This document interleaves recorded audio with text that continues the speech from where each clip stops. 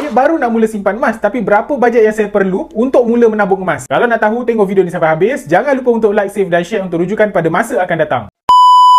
Kalau tuan-puan baru saja mendaftar akaun emas Public Gold dan baru nak mula menabung emas bersama Public Gold, sebenarnya tuan-puan boleh menabung emas mengikut bajet tuan-puan. Di Public Gold ada mengenalkan platform untuk menabung emas serendah RM100, iaitu kita panggil akaun emas GAP, Gold Accumulation Program. Kumpul sedikit demi sedikit, bila dah melebihi 2 gram dan ke atas, tuan-puan boleh cuba fizikalkan emas 1 gram pelbagai design macam ni. RM100 akan membolehkan tuan-puan untuk menabung emas sebanyak 0.26 gram. Kalau anda ada bajet yang besar, contohnya 2,600 gram, tuan-puan boleh menabung emas melalui akaun emas GAP dan arahkan sistem untuk fizikalkan gold bar 5 gram. Ada bajet sebanyak RM9,000, tuan-puan boleh simpan sebanyak RM9,000 dalam akaun emas GAP dan tuan-puan akan dapat 23 gram emas dalam akaun emas GAP tuan-puan. Kemudian tuan-puan boleh fizikalkan item 5 dinar macam ni. Simpulannya, simpanan emas di Public Gold ni sangat mudah dan sangat fleksibel. Sebab simpanan emas di Public Gold membolehkan kita simpan emas mengikut bajet masing-masing. Kena ingat, kita hanya fokus pada penambahan gram simpanan emas kita, bukan pada harga emas. Jadi bagi sesiapa nak mula menabung emas bersama Public Gold, boleh rujuk pin video saya cara macam mana nak memulakan simpanan emas bersama Public Gold. Dapat sesuatu? Boleh follow.